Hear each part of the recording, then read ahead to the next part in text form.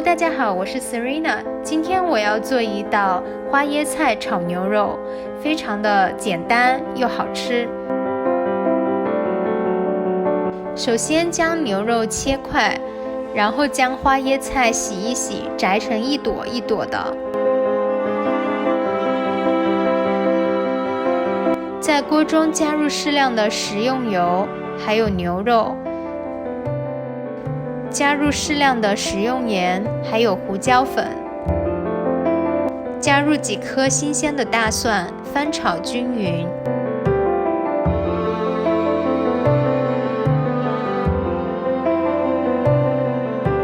加一点酱油，加一点料酒。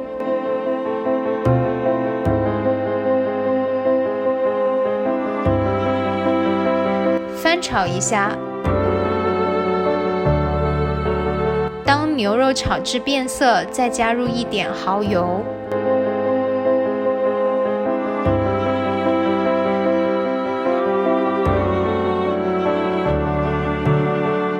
翻炒均匀，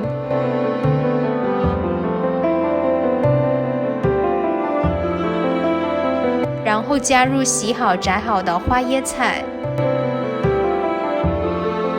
翻炒均匀，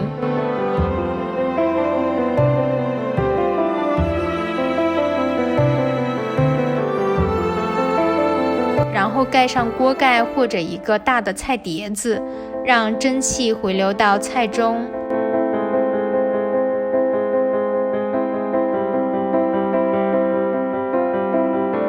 中火焖煮5分钟之后，揭开锅盖或者菜碟子。翻炒均匀，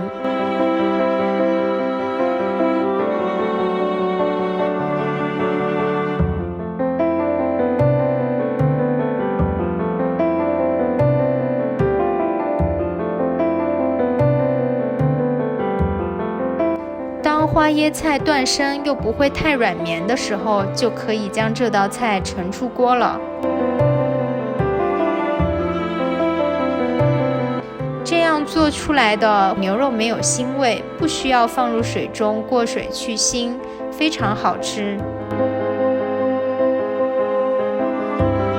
这道美味的花椰菜炒牛肉就做好了。